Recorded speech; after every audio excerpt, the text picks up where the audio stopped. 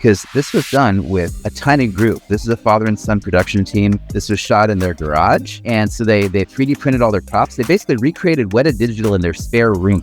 Wow.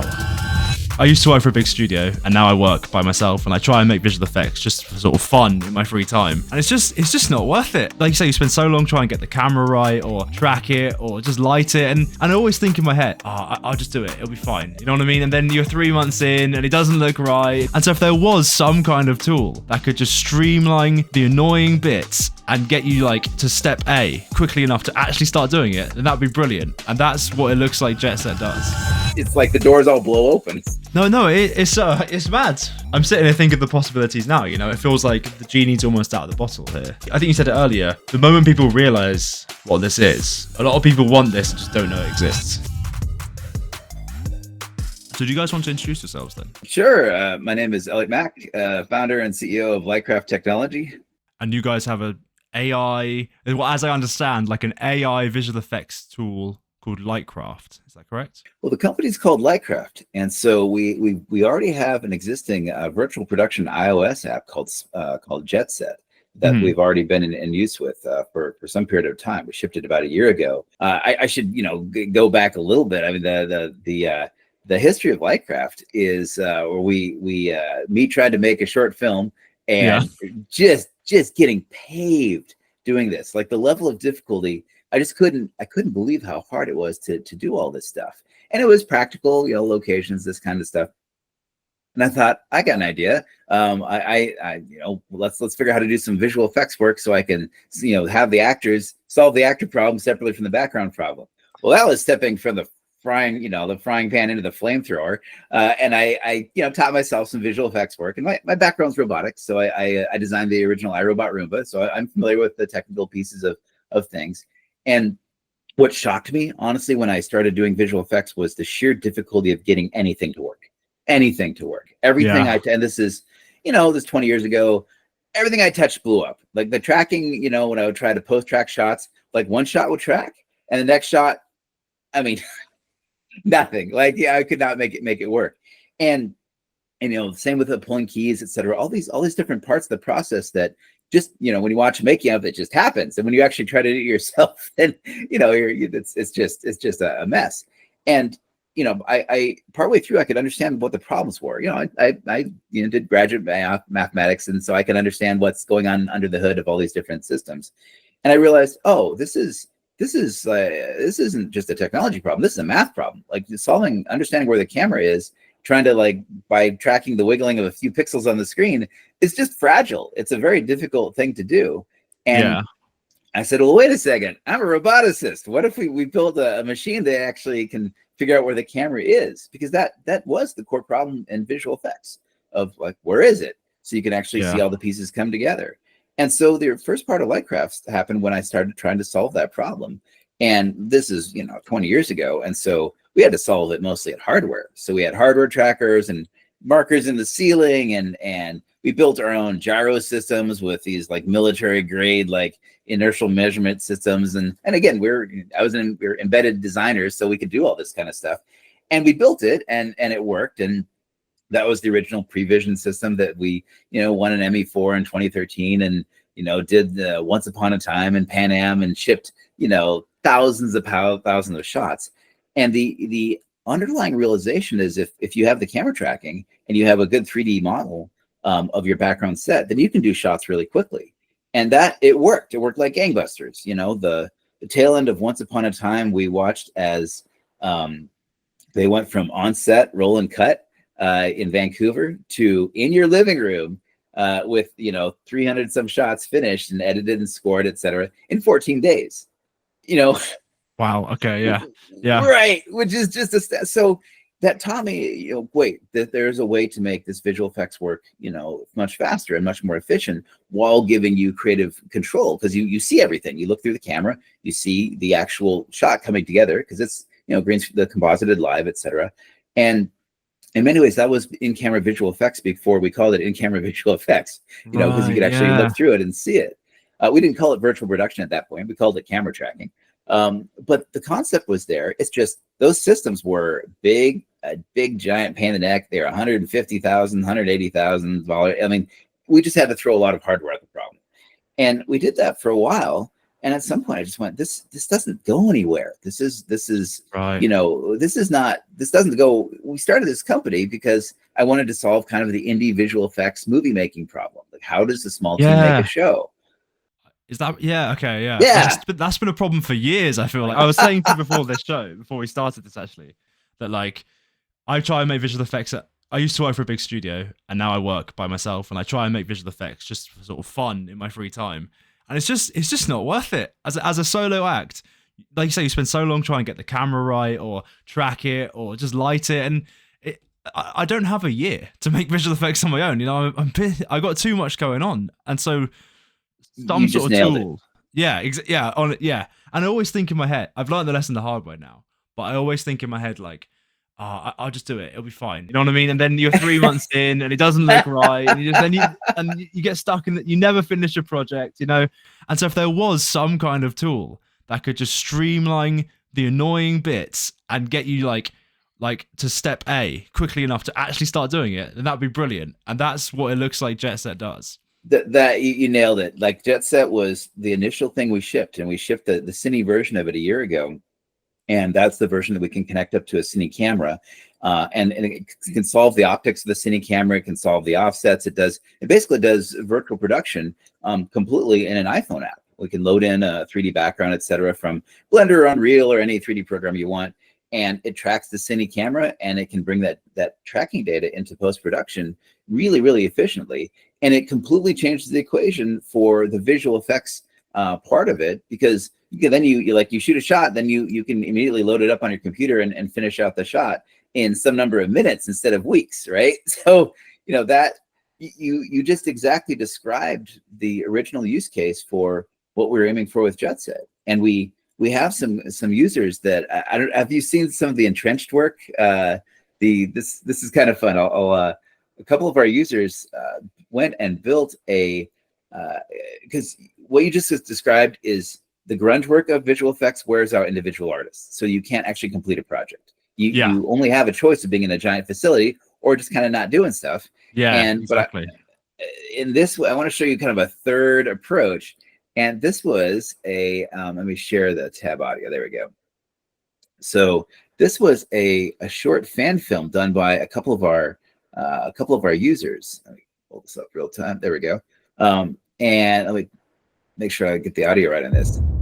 You hear the audio? Yeah, I hear it. Okay. It's a dark time for the rebellion. The Empire is coming. The most trained fighters the rebellion's ever had. But I can tell they're still afraid.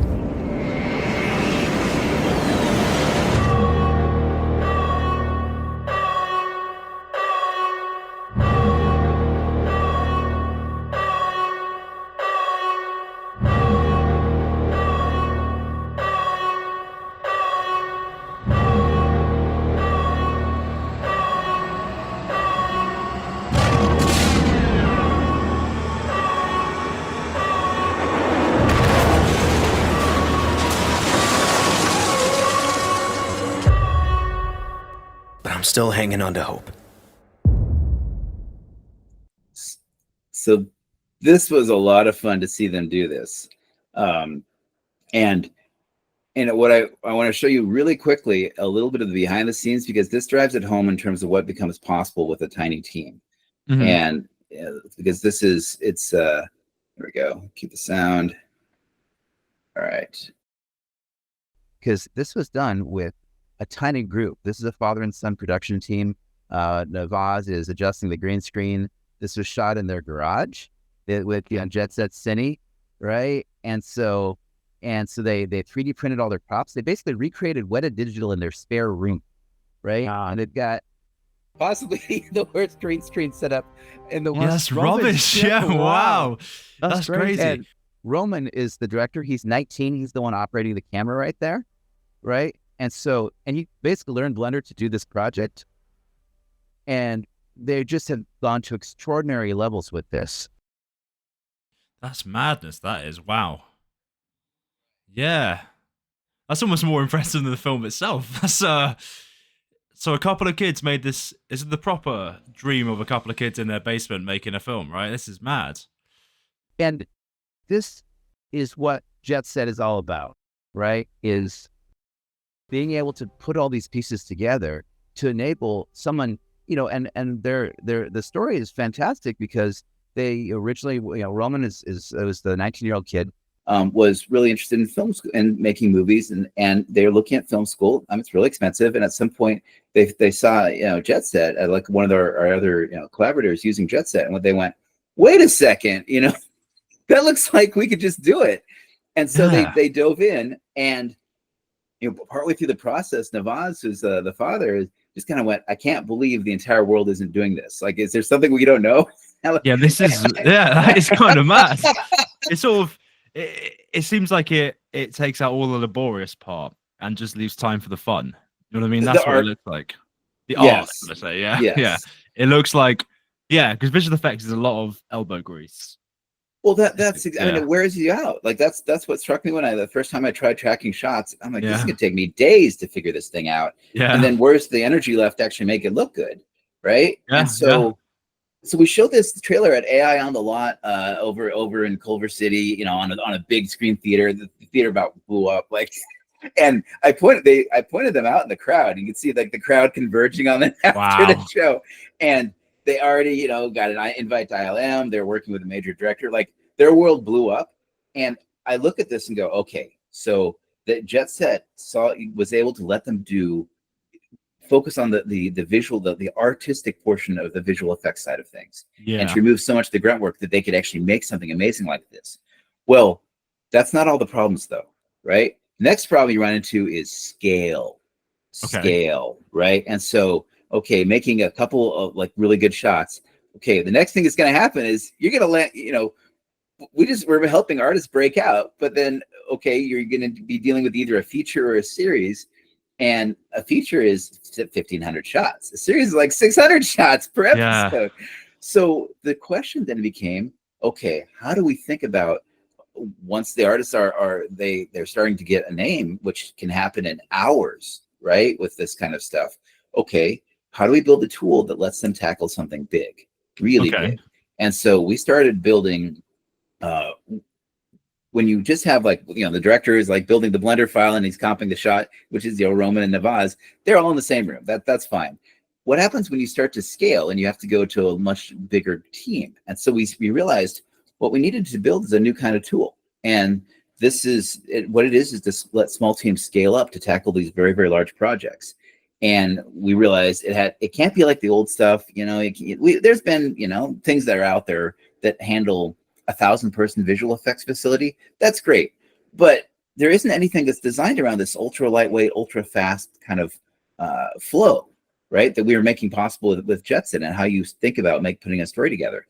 So we started building it, right? So, and so I want to show you a couple of the different pieces of it because it's a very different way of looking at it, right? So this is, let me share a screen.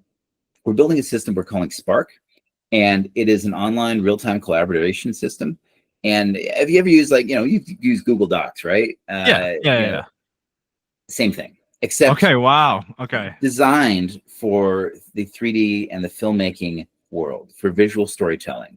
And it's a system completely engineered around that. It's not like we originally made it for like making a building or something else, and then we're trying to readapt it to filmmaking. No. This is hardcore visual storytelling, designed explicitly for it. So it has. Let me show up a quick preview of this. And this is the ugly version of it, right? There's not. We're still building the UI, right? But we're making the pieces of this. We have enough of it working to be able to show people and get an idea of it. So it starts off. It's all browser based. Right. So there's nothing to download. Cool. There's no, and because that turns out to be super key. It'll run on Macs, PCs, whatever. And you want it to be able to be accessible to people that are both visual effects people who know 3D, and also more as you go into collaboration, you're probably going to have dedicated writers, a director of photography. And it doesn't work to have everybody, step one, learn Blender, right? Because Blender's amazing. I love Blender, but it takes some number of weeks to wire your brain into 3D coordinate space, right? And Yeah. you know, most people, that's not how they're thinking about it. So we built this so that we can actually just load in like a location. And so this is a Gaussian splat that was originally built. We scanned it with the XGrid scanner. And again, this is all running in the browser and you know, live, so you can have 5 people linked into the same thing at the same time, or more. And this was scanned with an XGrid scanner, which is amazing. It's this tiny little handheld scanner, put it in Carry On, and you can basically fly someone anywhere in the world, you know, and with this and Carry On and scan a location, and you have a centimeter accurate representation of a real world space if you want to shoot with Oh, that. wow. Okay. Yeah, Mad. this is all accurate, you know, and you know, we can go down alleyways and we know exactly what it's going to look like. Is this one picture, or is this sort of, did they have to walk around and take individual pictures? This is a tiny little scanner made by XGrid. It's called a K1, and it looks like kind of a fat microphone. You know, easily fits in Carry On. And we did this project with Roberto Schaefer, who is a great director of photography. He shot a Quantum of Solace. He shot Kite Runner. Shot a number of other projects, and he had a short film that he was going to be shooting in Italy. And we said, well, let's try this out. So we put him on an airplane with the XGrids, and he walked around for like 15 minutes in this plaza and got this extremely accurate Gaussian splat of the plaza. So, Wow. well, this is great. Well, what we want to do is start to put together, you know, a shot, right? And so we'll actually, we would say we're going to add in a character. And right now, again, a bunch of the stuff is really very, very basic looking because we're getting the pieces of it working together. There we go. There's a character. So we'll drop him into the scene. And again, you know, more is coming, but this gives you an idea of it. Well, now we have a character in a scene, but you need to have a story if we're doing visual storytelling. So we can switch to our script page, and let's load a script. In this case, we just loaded into Indiana Jones because it's a favorite. Yeah, okay. So Nice. yeah, and the key thing here is this isn't just text. Is that when we loaded the script, we can parse it into a database. And so we know every line of action, every character, every line of dialogue, we know whether it's dialogue or a character, and it lets us do some really interesting things. So for example, we can actually come up here and let me go and get an audio file. There we go. And what you can do is load in an audio file. So just parsed it. And the audio file can be from like a table read. So you have your actors on Zoom, you do a table read. So with all this stuff, what we're looking at is getting close to the point where we can put together all the pieces to kind of simulate a film and be able to watch it and do our story testing before we're on a set, before we're on a hot set. We can test and try it out, and not just made up stuff. Like again, storyboards are amazing if you have a good storyboard artist, but it's hard to translate them into the real world. Like that's the classic problem with 2D storyboards. So what we've done here is we just parsed it. It automatically detected that these are the lines of audio that it's going to work with. So I'm going to grab a couple of these lines, and let's go make a simulated camera shot. And I'm going to tell it to start here, come here, and we're going to configure it.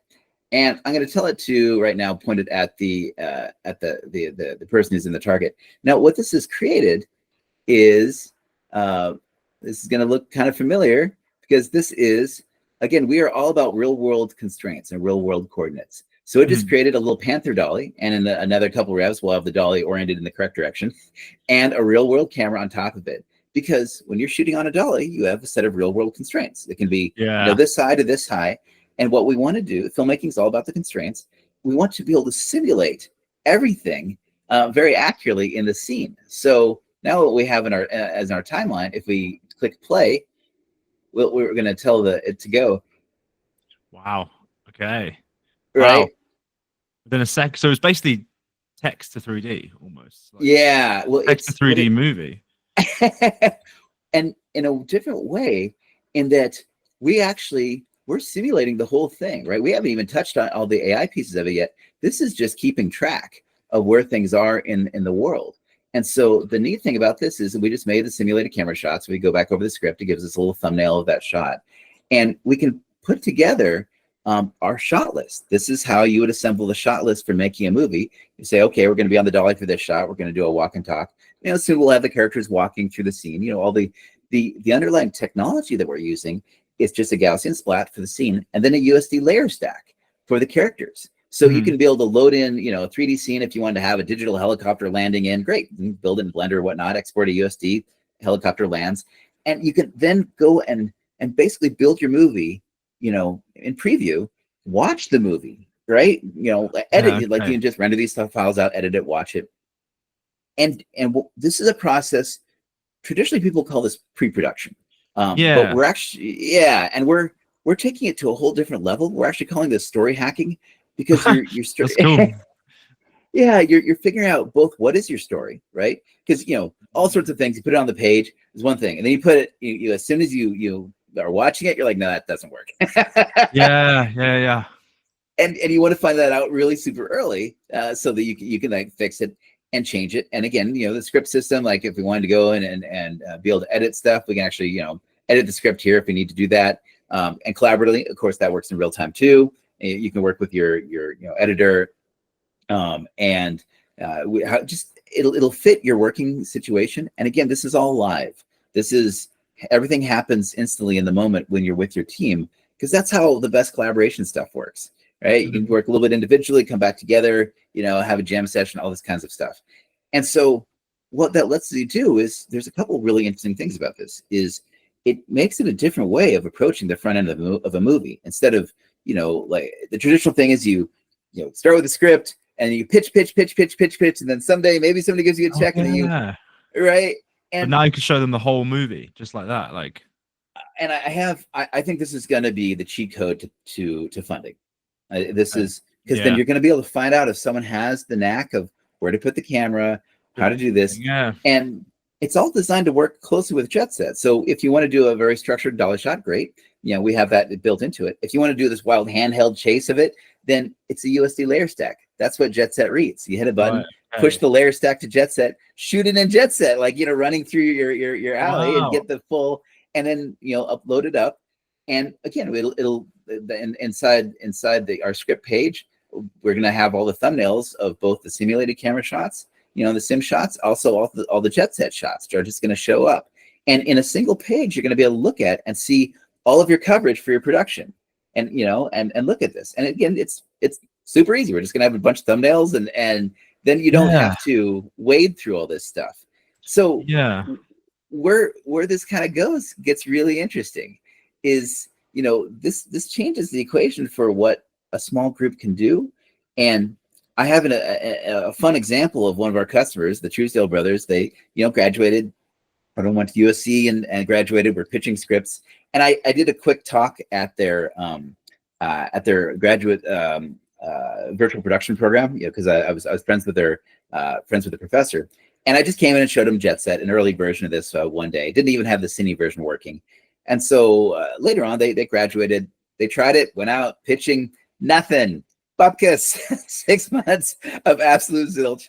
And one of them said, wait a second, remember that crazy app? Oh, nice. Okay. So and in that intervening period of time, we'd added the cine version, so you could hook up a cine camera. They said, well, wait a second, we got a red camera, we got a 3D program, we can comp. And so they went and shot some spec commercials, and boom, they got picked up, because this is the great unrealized thing. See, people say, oh, you should pitch your script.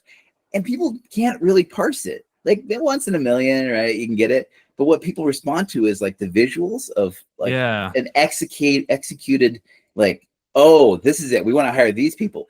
Bang, they got picked up. A major advertising agency doing their series. Like, I'm seeing this over and over, is when you show it, instead of that, this is designed to solve two parts of it: the gap between the script and being able to show something what you can do when you, as a director. It's designed to get you over that, because otherwise that's where everybody falls into the gap, right? Yeah, because you're pitching something visual written almost, aren't you? So like, it doesn't, but this is really interesting. This does solve that problem for you. Well, it's designed to handle, that's two parts of it. You're seeing like this, you know, kind of the story, like the database system of it, which we're calling Atlas, and then the shot page where you build your shots. There's a whole post-production side of this, which is the shot automation side that we currently handle. We already do that in JetSet with a piece of software called AutoShot, and it works. We can scale shots at there.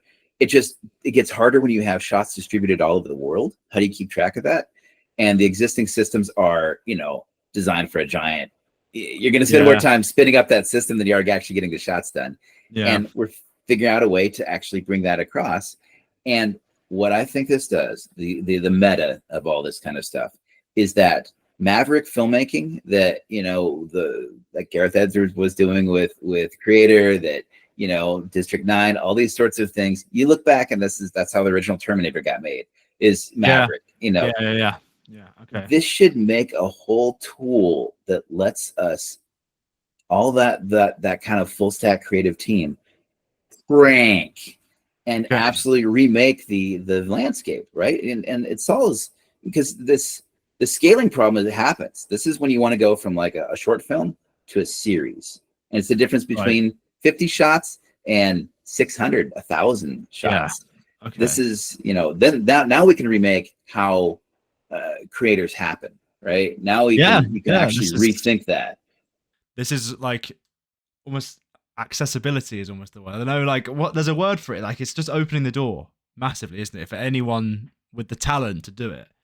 It lets you, a director, scale their vision, and without having to deal with sort of the traditional gatekeeping stuff. And for a certain category problem, it's just really hard to get someone to say yes to $150 million risk on someone that they've never heard of. Yeah. And you can be angry about it, but that's just the gist. No, it's true. Yeah. So on the Star Wars one you showed me, how long did it take them to do all the visual effects on that, start to finish? There's a couple of months of work in that, to go through that, and what they're doing, and this is worth seeing one of the pieces they're doing. So they shot it all. That's all on green screen. All the props that they 3D printed, all the props, etc. They all the speeders and stuff, that are built in Blender. And then they're actually doing something really clever, which is they are doing AI relighting with Beeple. And so we're seeing this combination of JetSet virtual production and Beeple AI relighting, because then all of a sudden, getting the lighting to match in a green screen shot is one of the hardest things in comp, right? You spend forever on a shot trying to get that to work. Yeah. And, again, if you're a wizard compositor, great, but what's very interesting is the Beeple stuff lets you basically decompose the live action footage into a physically based rendering map of the footage that's moving. But as you relight it, it's you can relight it in the engine, and then the same lights that are lighting your scene are lighting your actor, and all of a sudden the comps match. Oh wow. Okay. Yeah. So obviously AI gets a lot of ethical concerns. How do you what's your thoughts on those regarding all these tools then?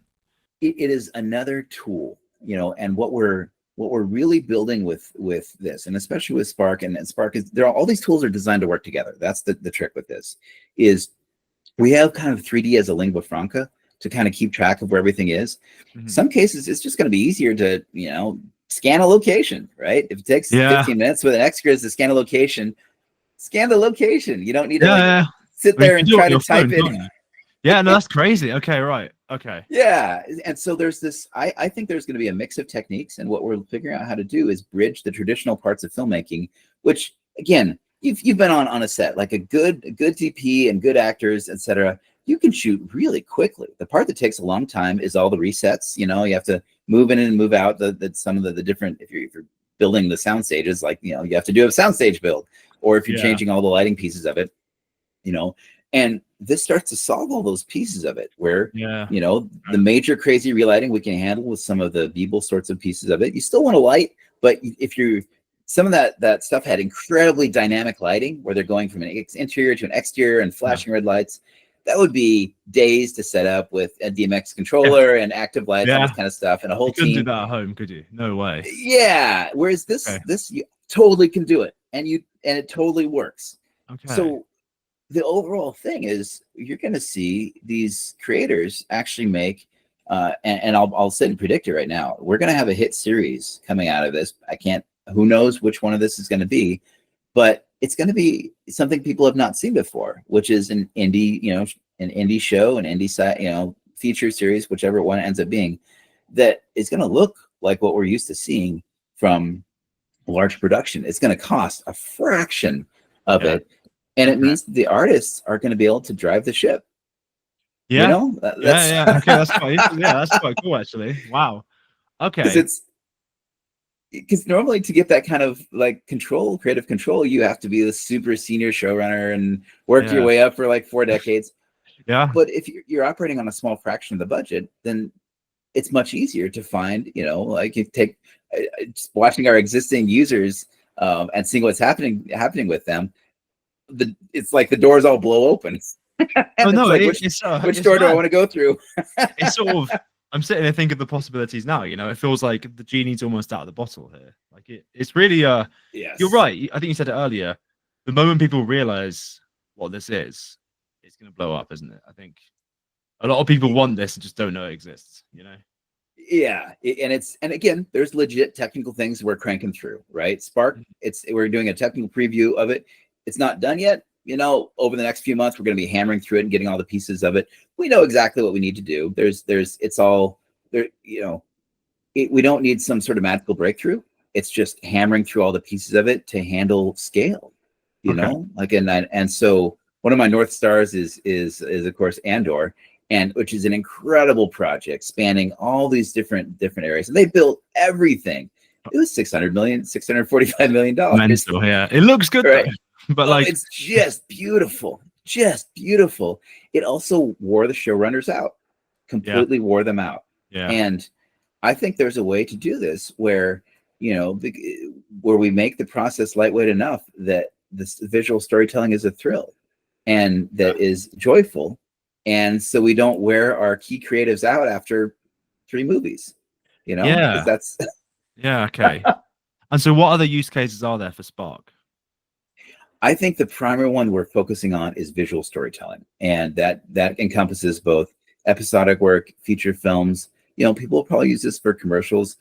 I think what will happen is there's going to be a ton of people who are coming up on the YouTube or Instagram or TikTok, all these areas where you get good at understanding like what makes a good video, what makes something work. But you want to jump. You want to jump to, okay, I want to tell stories. I want to jump to narrative work. And traditionally there's a brick wall there, right? And this lets them actually go do it. And I don't have to predict. I'm already watching it happen. Yeah. Okay. Yeah.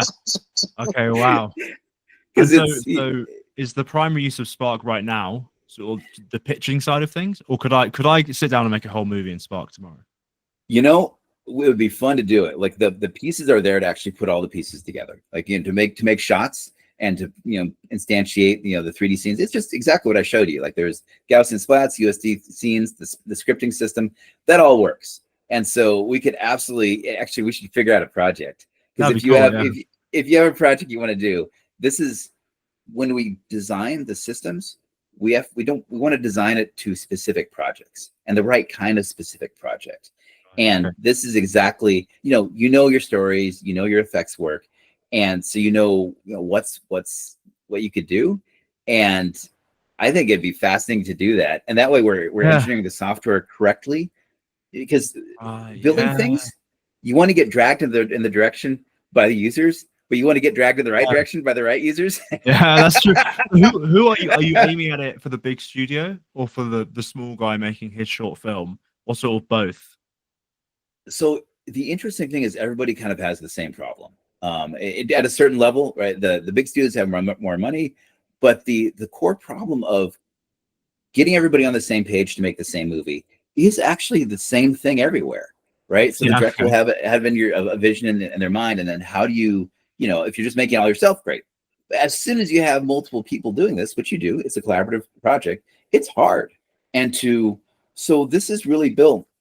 And in some ways, it's inspired by a lot of the work that I did on the robots, right? So when I designed the Roomba, I had a CAD system, and I could, get 70-80% of the way there just in the CAD system and figure it out before. We still made a bunch of mistakes. There's a team of 6 of us, and we had to prototype over and over. Wait, so sorry, did you say this earlier? You designed the Roomba? Yeah. I was the lead mechanical engineer. Yep. Thank you. Saved me a lot of time.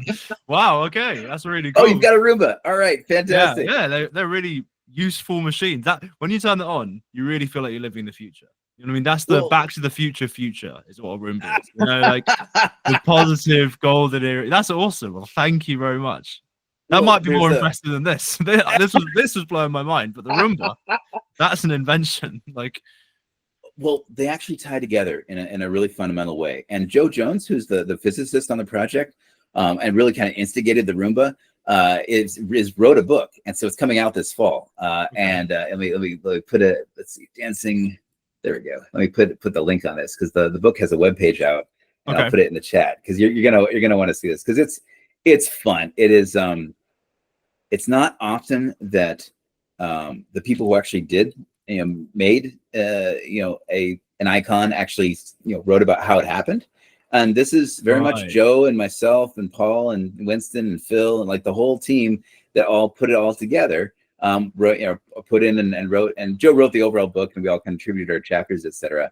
But that's a look inside of what it looked like inside the maelstrom of building that thing. But how it ties into this is that a new kind of CAD system came out in the late 80s, early 90s, and that's what I trained on.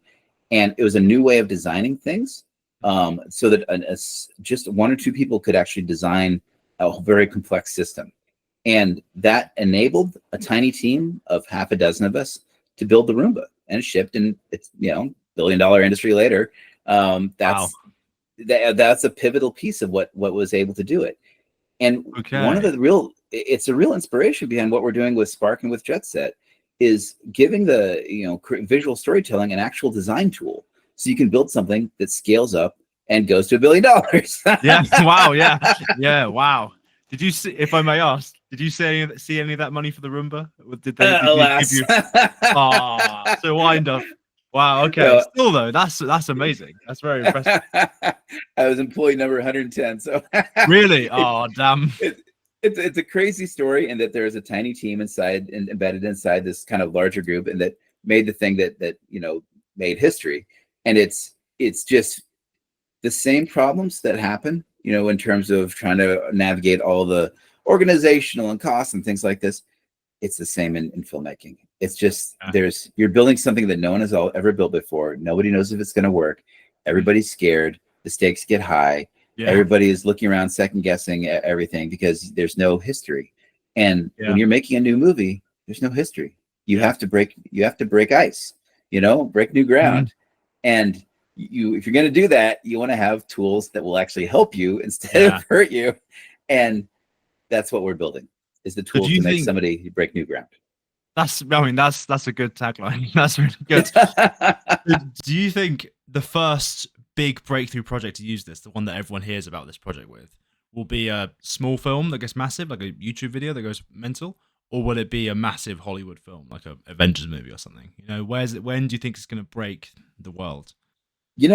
It's hard to tell. I tend to think that it's going to be, what I'd almost say is the surprising thing is you talk to a bunch of Hollywood people, and a lot of them feel stuck, feel very siloed, right? They're phenomenal talents, but they get pigeonholed into one area.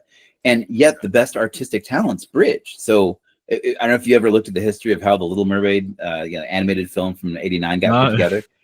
Howard Ashman was the composer, and that guy drove it. Like he was pivotal in how that got put together. He's the composer, right? Yeah, right. And they knew he was a talent, right? So Jeffrey Katzenberg personally recruited him and said, like this, but there was very little history. He'd done Little Shop of Horrors, a couple things before. No one had any idea that it was going to define the next golden age of Disney, is to hire that person onto the team, onto this particular project. And because his talents bridged past where his official title was. And I think we're calling this kind of full stack creatives, right? Where people who can see the whole movie up and down, from the story to how we're going to do this. And they exist in a lot of different places. The existing large scale groups know some of this stuff is coming. I think they would prefer if someone else tried it first. Right. Okay. Interesting.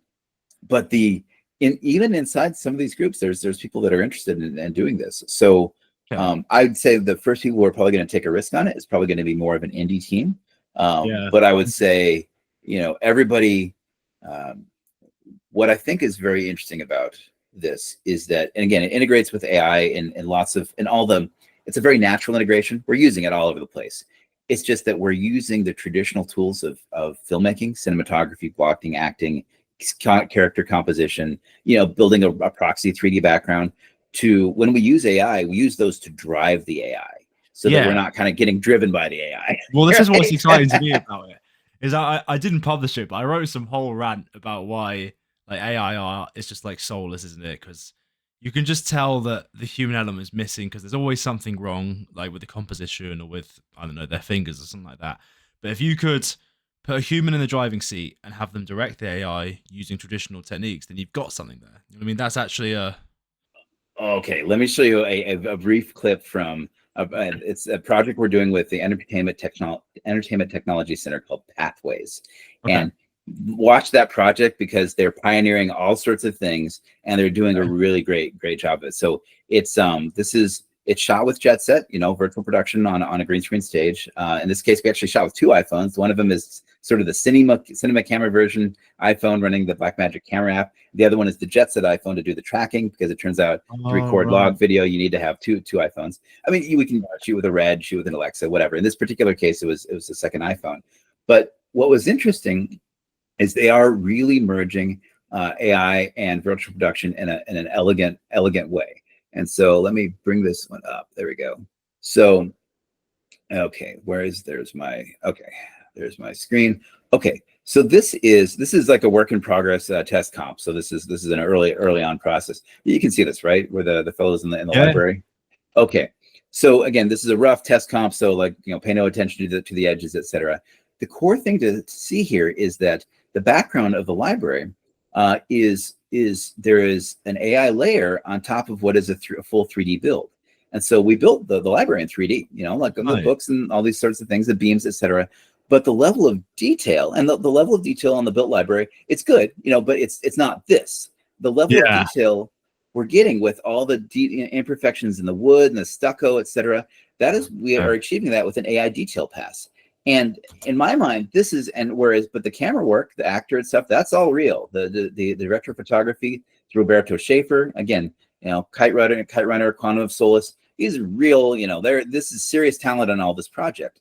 And I think it's an excellent signpost into a really good use of AI, because otherwise it would take us, weeks to detail out the 3D environment to that level of detail.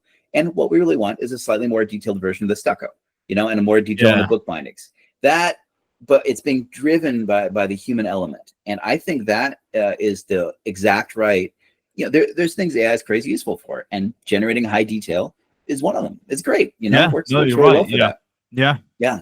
And so this is what I see happening, is that all these pieces are coming together to enable a small team to really punch a large scale project. It's going to happen. It's going to be a hit. It's going to cost a fraction of what anyone is used to thinking of spending on this kind of stuff, because it's going to be much more like a little startup. And it also means the artists are going to be in the driver's seat. It's just... That's very cool. That is very cool. So I'm sat at home now. I've got my phone here. How much can I do? How much, if I how much can I get done, by myself or with just my friends? Do you have an iPhone or I have a Samsung, but people have iPhones, right? I could borrow one. Let's get you set up with an iPhone, and let's actually do something, because I think this will be great, because it's hard to believe. Like, again, like I can sit here and say all this kind of stuff.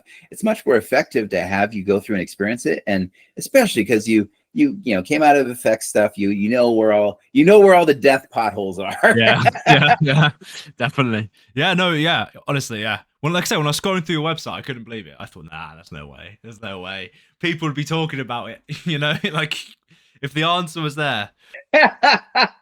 Well, and it's interesting because again, there are limitations, like no two ways about it. So our tracking system, we're tracking on an iPhone. It does have a bit more drift than if you had like a $50,000 site parked on top of the camera. A little bit more drift. And so if you're on a giant 150 person set, that's a problem. If you're on a small scale project, you just go over and we have a machine vision system to detect origin targets. Point at the origin target, boop, set your origin, keep shooting. It's okay. So if I run into a problem, let's say I do a track and it's not good, how much control do I have to fix it? All right. I'm glad you asked that. Okay. So we actually, this was the piece that we built that I finally said, okay, now we're real. And this is, I'll open this up real quick. Let me, so this is in our documentation system, but I did a tutorial. And again, normally I wouldn't subject someone to this, but you will get exactly what we're up to. Cool.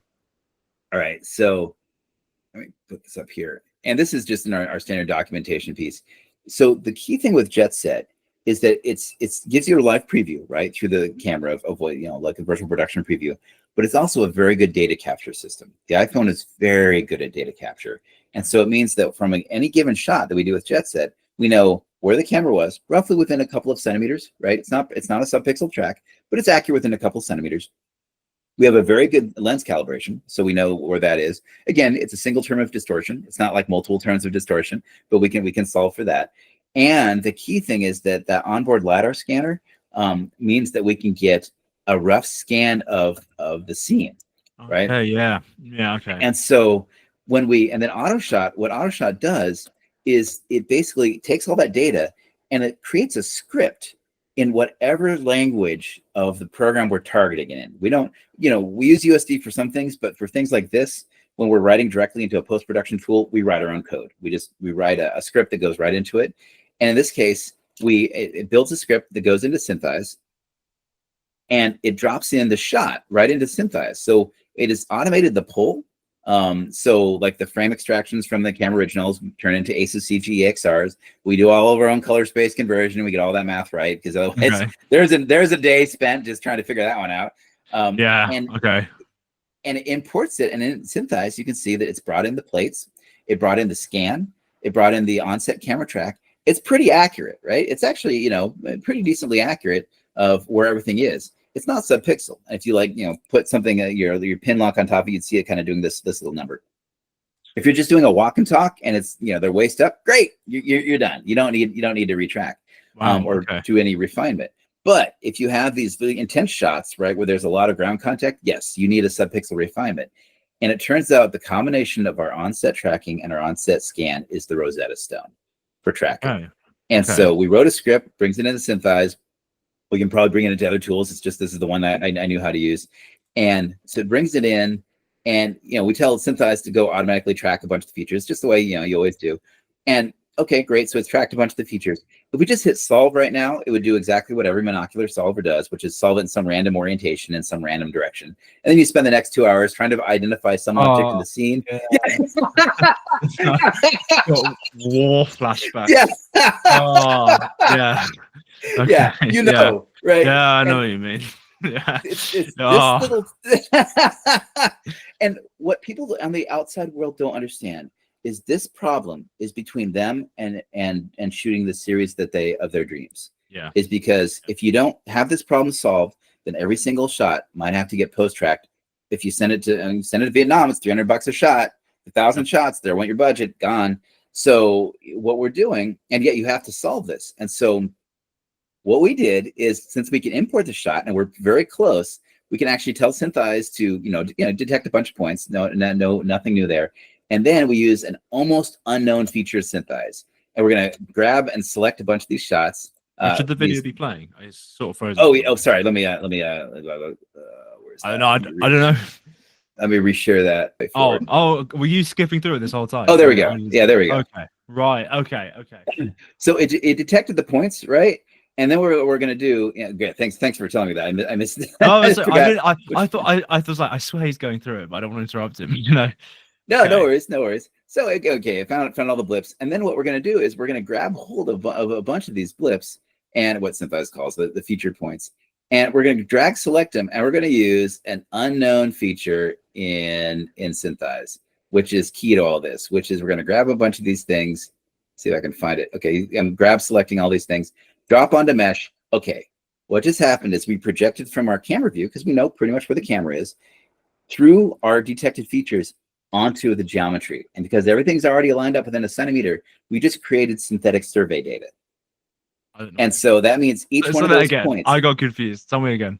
Okay, all right. So, because this is a nerdy esoteric thing, and it's also the key of how this stuff can work. So Okay. we told Synthesize to go find a bunch of the trackable points in the scene, right? And it did it. All those little green dots, those are all trackable points. That's just a standard Synthesize feature. Go find stuff that can track.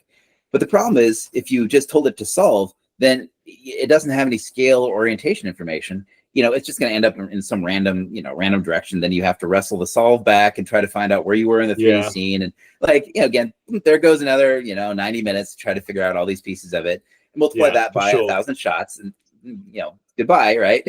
Yeah. And so what we're doing is, once we detect the features here, we can actually just grab a bunch of the features, and you'll see that mesh is right underneath. It's right, located with the features. So we're going to go ahead and, drag select a bunch of these things, just grab a few of these things. And then we're going to go up to hit and drop onto mesh. Okay. So all these features now just have a 3D point. So because we projected from our camera view, because our camera is accurate, our calibration is accurate, our mesh is accurate, we projected through that detected feature onto the mesh, and we just made our own survey data. Okay. Wow. Yeah. Okay. Yeah. That's really cool, because I've tried to do this With photogrammetry and it hasn't worked. Okay, yeah. It's too hard. hard. Was this 10 years ago? This is brilliant. Yeah. This is really, really useful. Wow. Okay. Well, Yeah, and you should be going around universities showing this off, because you'd be having kids chomping at the bit to get at this. This is brilliant. Honestly, this is going to be one of the key things we do, and one of the reasons why we're building Spark is it's a networking system. You get on Spark, you're going to see all the other people who know, right? Say, okay, who else knows about this stuff who's near me, and I can go make a project with. Wow. Oh, that's interesting. Yeah.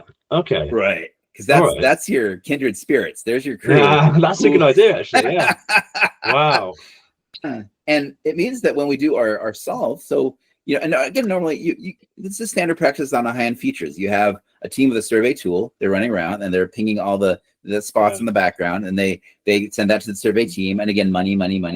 So now $3,000 a day to have the survey team on site.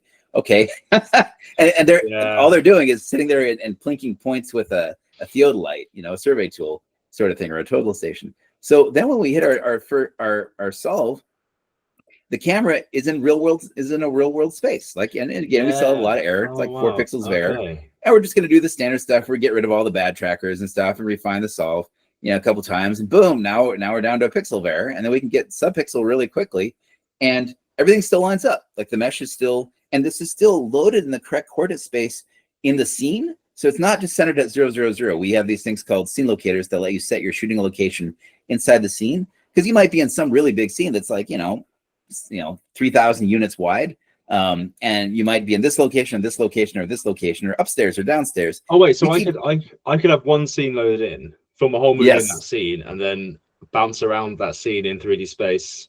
Bloody hell, that's really useful. That's just, right. Yeah, okay, that is really useful. Interesting. Okay. And this is what's interesting with all this is, and it's great. This is why I think we got to do something, right? Because you get it.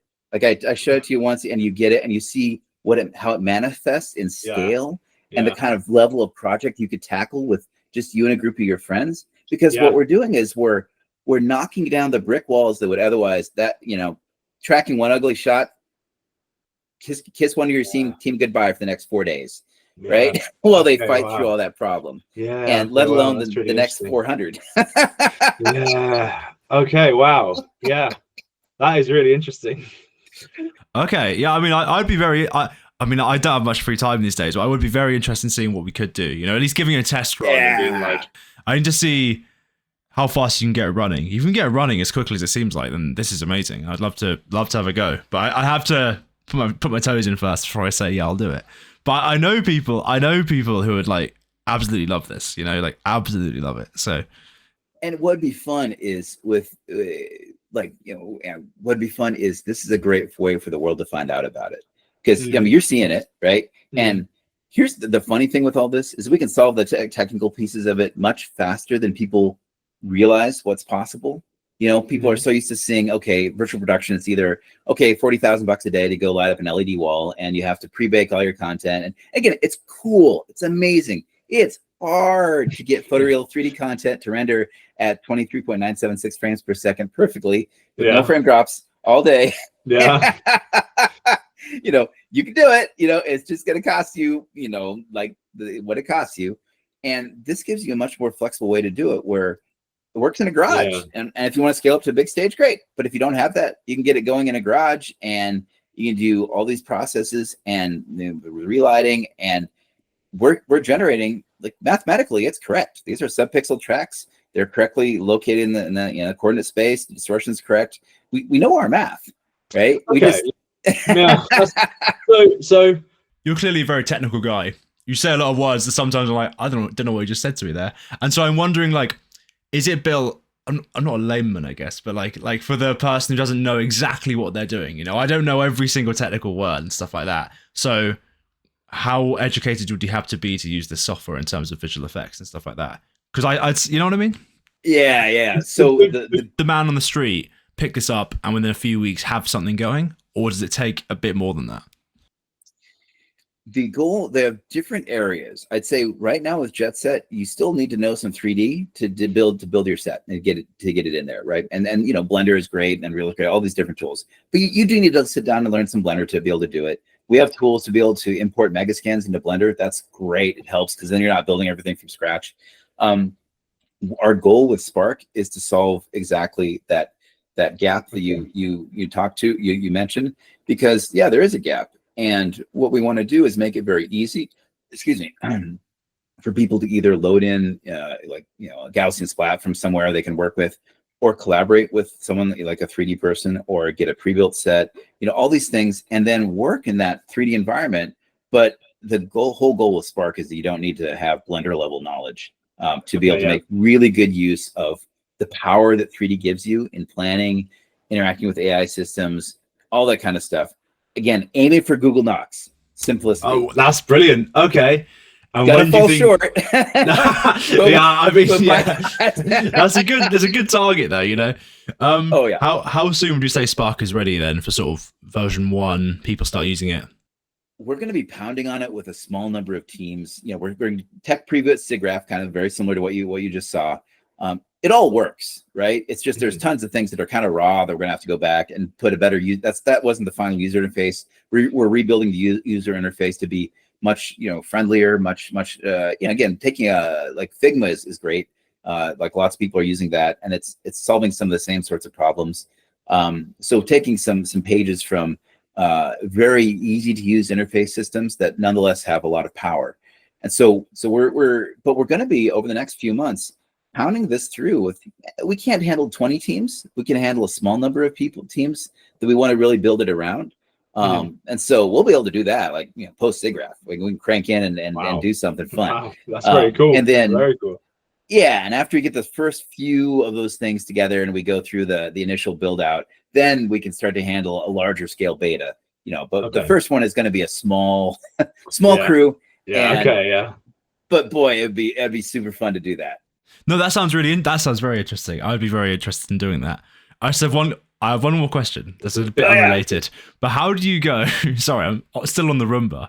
How do you go from making Roombas to suddenly knowing everything in the world about visual effects? That seems like a massive jump from A to B, No, that's legit. That's totally legit. I was trained as a mechanical engineer, and so and I programmed when I was a kid. Like I did basic and wrote my own video games and stuff like that, and I knew some C and things like that. So I knew what programming was. And then I jumped fields, when I switched from the Roomba, and I said, okay, we're starting Lightcraft. I basically had to relearn a field. Oh wow! And so I at some point I should take a photograph of the stack of books that I went through, because it's pretty close to my height. That's crazy. Okay. So what, you learned this all in the last few years? You picked up all this? I mean, really technical stuff. I started the company. What I found with sorry to interrupt you. What I found with visual effects is it's almost like, I feel like it's impossible to know everything. Like it just keeps getting wider and wider and wider and wider. And so what I ended up doing was getting deeper and deeper into one topic. And it seems like you've somehow managed to encapsulate the whole width of it, or at least tracking you got in a bubble, Yeah, and to be fair, like that's really, you know, mathematically that's the part that I could look at. I just knew, right? You know, 3D coordinate space. I'm like, that's just where, you know, I modeled robots. I knew 3D coordinate spaces really, really well. And I knew that the tracking was the killer to do this. And the first, I mean, there's a few things that are killers in there, but tracking was the very first one that I just said we have to solve this to unlock this potential of what's possible. And just solving that was an onerous, you know, that was a big deal. And so that was a lot of my energy was spent in figuring that out and, you know, programming and stuff. But I mean, it's math, right? And I already learned the math. And so then it's just like, all right, what language are we doing this in? It's the same math, same matrix multiplications. At that point, it's learning some syntax and you know, but it was gnarly. There's just no two ways about it. And, you know, I'm not doing most of the programming on JetSet. We have a great CTO and who's far more capable on the programming front than I am. I wrote the initial video pipelines way back on Prevision, so I'm familiar with all the different processes and I know the parts that'll bite you, enough to stay out of them. But the goal with all this is to make a system so that the people who are storytelling don't need to go like, well, we're going to dive into that mathematical solve stuff. Like we know it hard, we know it, you know, we know it all the way through. But the goal with this is to build a system where you don't need to know this, and we will take care of you, right? So if you shoot with JetSet and stuff, go through this, it's going to be okay. You know, even if you bork a couple shots, we can fix it. Like this is not a big deal. If you don't have that, then you're flying into a razor blade rainstorm wearing nothing. Okay, so actually one more question, then I'll let you go. I noticed you used Descript a minute ago, and I use that as well. Yes. It's very good. But I find it's like, what's the word? Is it a black box? Where like if you have a problem, you can't solve it. You know what I mean? Descript has made it so easy. It's like an Apple Mac. They've made it so easy that you can't actually solve the problems. Is your stuff going to be like that? Or is it going to be like a technical version and a simple version where you can solve the problems if you want to? So that'd be quite interesting. That's exactly it. So the JetSet has a pretty simple user interface, you know, and so we have actually a high school and middle school teacher in Utah teaching his kids, teaching a media class with JetSet, and they're doing full-on 3D tracking with, you know, synthetic. I mean, it's crazy stuff. It's absolutely wild. We're going to do some profiles with them, and a bunch of people who are working with us picked up Blender. They'd come in from the photography world and like, okay, I guess I'm going to learn Blender, and so they figured it out, and it's certainly possible. And we want to make it very seamless to be able to work at that level and not need to know the inner depths of it. But Spark, there are parts of it where every once in a while you're going to run into something where, yes, you're going to need a deeper level of knowledge. And that's why when we're transferring all of our data, it's not a proprietary format, right? We store our data in JSON files, and then we write it out to, you know, Blender or Maya or Nuke or Synthesize or Resolve, you know, and that's a bunch of text files. And these programs all exist for a reason. All these things have been around for 30 or 40 years. Yeah. Very refined. And there's a category of things where you need all that complexity to basically crowbar the problem in. To really, really bring it to, you don't need that complexity at the inception phase. And in fact, that's quite interesting. I do think Blender's more complicated than it needs to be. I think like the menus are weirdly laid out. The buttons don't fully make sense. And I reckon I haven't used it in a little while, but if they streamlined it by 20%, they'd get a lot more people through the door. So maybe you're right about that. That could be a good point. It's all like horses for courses, right? Mm-hmm. And what I want to do is this inception stage, give you the freedom of flying through a 3D scene, making shots, doing all this stuff, crazy stuff. And again, Google Docs plus 25% of complexity, right? It's a 3D world. We have to handle a 3D world and this kind of stuff. Yeah. But make shots without ever having to dive into, you know, the big systems, you know, Blender and Unreal. They're all kind of birds of a feather. And it's too much for the story end. But under the hood, we're storing all that in USD, this like sledgehammer, you know, system that Pixar built, that you could build a skyscraper in 3D on top of that. Okay, and that cool, USD stack, we track that all the way into post-production. So it's designed to be easy, but the underlying technical pillars that it's resting on are skyscraper stuff. That's really cool. Okay. So and this is going to happen. I mean, I'll just make this prediction. An indie team is gonna break out with this. Something that's gonna go boom, and they're gonna say, okay, here's here's a ton of money, and we want this we're going to scale up all the teams, and we want to build a software system that can handle that. Wham! And where everybody can hold it together because it's coherent. Like the database system is really good, the 3D system is really good, and everything makes sense. And then you can scale up to whatever the project really needs. Okay, well, I think that's very interesting. I reckon this is right on the edge. You know what I mean? It's about to blow up. That's really something quite interesting. So, what are you doing at SIGGRAPH then? You're just showing off everything you just showed me, or? Yeah. We're exhibiting booth 710 in the exhibit center. We're right next to Beeble because again, I want people, and actually really close to Blender. I want people to. It's such a different mental space to look at this. People, when you say virtual production, they automatically assume, again, Mandalorian is awesome. Yeah. They assume it's going to be that kind of money and that kind of scale and stage and stuff. And I want people to understand virtual production is just seeing the live action and your virtual elements together so you can make creative decisions, right? Yeah. And how you finish the shots is actually pretty wide open. And using some of these new AI technologies, again, is magic. In the right, just in the right areas where you can solve these problems that are otherwise, again, Beeple solves this fundamental active lighting problem of like highly dynamic moving lights, and it solves it in post. A lot easier to solve it there. yeah, that's true. I think the only other thing that's popping up then is what about animation? Is that solved within this? Sort of if I wanted to animate my character. Okay, nice. Yeah. Okay. So there's some fun things going on here, which is we load in USD files. So animated USD files, sure, like it's a USD layer stack. Okay, so, of course, right. Okay. Ultimately, I don't know if we're gonna, we're in the browser, so there are some constraints on memory. So we probably won't be able to load the entire Moana scene. Okay. But what we're aiming for in the browser is to handle USD scenes at the proxy level.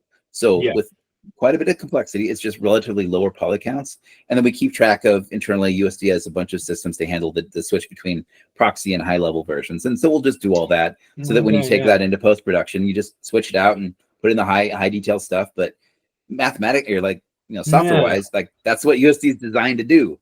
So we're not it's just making this amazing technology that right now is inside Pixar, and bringing it out to the rest of the world because it's too good to it's really the only 3D system out there that's designed for collaboration, designed to handle a bunch of team people all going on the same place at the same time. And we're making that possible for indie teams to do it. So animation, yes, is 100% yes. Okay, that's very cool then. Okay, so yeah, that sounds brilliant. I've got no more questions. I'm sold. Me personally, that sounds. I'll definitely be taking a look at this for sure. Oh, fantastic! Sounds very fantastic. Interesting. I definitely know people who would be interested in doing something with this. Sounds very cool. I think it'd be fun, I think it'd be fun to do this and almost to do the making of while you're making it. Because I agree. Yeah. Because I think people won't believe it. Right. Yeah. And I'm like, no. Let's shine a spotlight. There's a million things that we're gonna break along the way, and you fixes and stuff like this. But when you get your underlying pillars, your technical pillars correct, then the technical fixes are like a day or 2 days or something like that. This broke, we fixed this. This broke, we fixed this. But the underlying pillars are strong enough to hold the load. Then then you get there. Okay. Sounds very interesting. Well, thank you very much for your time. All right. Well, great talking to you. This is really fun. It's just really partway through when I was watching the District 9 thing where you noticed how they handled the shot tracking of this gnarly must have been a nightmare. He also directed Chappie, and I heard that. Have you seen Chappie? I've seen portions of it. It looked amazing. It looks good, but I heard that they didn't. They have a stand-in guy for the robot. They didn't take any clean paints or anything like that. So they had to go in and paint the robot out by hand, the actor out, and then put the robot back in, then track all those different elements back. It must have been so something like this would have saved them a year, probably. Years and years of their life would have been saved by tools like this. It's yes, it's a tool that can enable Mavericks, right? And that is, and we need more of them. We need a lot more of them. Yeah. I hate to criticize things, but I feel I think a lot of people would agree with when I say recent creative projects haven't been that inspiring from big cinema and stuff like that. There's not been many that have come out where you go, wow. So if people, Mavericks, like you say, can come up and make something awesome, then I'm all for it, you know? Here's something that I'll kind of like sign off on this, but look at the history of Hollywood. Like we're seeing something like the 60s and 70s replay, where the studios were kind of making the same thing over and over. Audiences kind of got tired of it. And then that's where you get like, Spielberg and Scorsese and De Palma and they were kids. Spielberg was 27 when he made Jaws. Cameron's 30 when he did, I think, Terminator. Spielberg's 30. Lucas is 30 when he did American Graffiti. These were like out of school plus a few years. And honestly, that's when I designed the Roomba, right? And so here's the thing. Right now, you have to wait your turn so long, and that and you talk to a bunch of people who are involved in this, and they get siloed, and they get pigeonholed and stuff. We need to be making the new crop of directors, because these guys are not getting any younger. Right? No, it's true. Yeah. No, it's a good point. Yeah, this is really going to put the power in the hands of the people, I suppose, is the way to put it. I think this is how talent's going to break out. I can almost guarantee that this is how another generation of talent is going to break out and make their names, and not have to wait their turn 50, 40 years to be able to take a shot, because then you're conservative, right? You're too scared, right? Yeah, it's true. Yeah. Yeah, you've got too much to lose at that point, right? Yeah. That's very true. Yeah. I mean, how old was Blomkamp? I think he was like 28 or 30 when he did District. He's not an old guy. But he doesn't look young in the behind the scenes either, unless it stressed him out making that movie. Yeah, I think he worked in visual effects for a few years, so he must have been 30. That's still pretty young. Yeah. No, it's just enough to get some years under your belt to know what you're getting into, but not to get too scared. And it's again, I think this is going to be a lens of talent, and to like break out and so that they can see. Because then when someone does it, then you know what they can do. It's just they need to get past all the people saying no. Yeah. Okay. Right. Yeah. Okay. Well, thank you very much. I really appreciate your time, and I'm very excited to see where this goes.